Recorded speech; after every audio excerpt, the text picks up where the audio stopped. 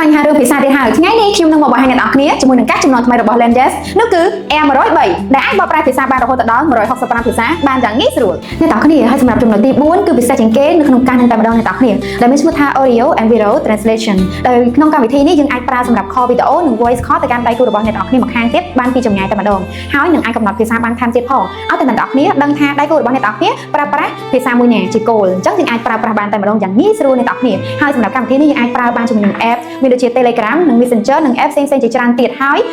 សំខាន់ឲ្យតែអ្នកនរគ្នាដឹងថាតើដៃគូរបស់អ្នកនរគ្នាប្រើ app អ្វីហើយសម្រាប់ថ្ងៃនេះដៃគូរបស់ខ្ញុំក៏ប្រើជាមួយនឹង app Telegram អញ្ចឹងខ្ញុំជ្រើសរើសជាមួយនឹង Telegram សម្រាប់ invite link ហ្នឹងទៅឲ្យគាត់អញ្ចឹងនៅពេលដែលខ្ញុំចុចកន្លែង call មក video call ហើយចុច app Telegram ហើយខ្ញុំ search ឈ្មោះគាត់មកនៅពេលដែលខ្ញុំចុច send គឺ link ហ្នឹងទៅកាន់គាត់ automatic តែម្ដងអ្នកនរគ្នាហើយនៅពេលដែលយើងនិយាយគឺល្អមែនតើអ្នកនរគ្នាមានការ translate នៅលើអេក្រង់យើងតែម្ដងឥឡូវខ្ញុំសាក់ call សិនណា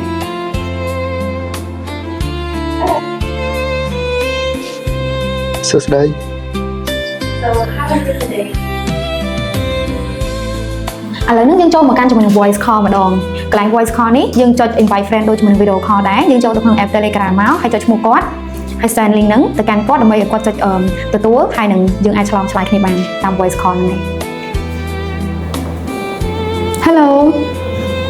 សួស្តី I miss you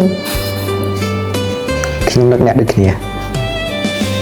អូខេអញ្ចឹងអ្នកនរគ្នានៅពេលដែលយើង call គឺលុនបែបនេះអូយគឺពិសេសត្រង់ហ្នឹងតែម្ដងអ្នកនរគ្នាហើយនៅពេលដែលអ្នកនរគ្នា call ជាមួយនឹងដៃគូរបស់អ្នកនរគ្នាឬក៏សន្ទនាជាមួយនឹងដៃគូអ្នកនរគ្នាហើយដៃគូអ្នកនរគ្នាមិនចាំបាច់ប្រើជាមួយនឹងកាសហើយនឹង app នោះទេគឺ call បានតែទូរស័ព្ទទៅទេគឺបានហើយអ្នកនរគ្នា Yes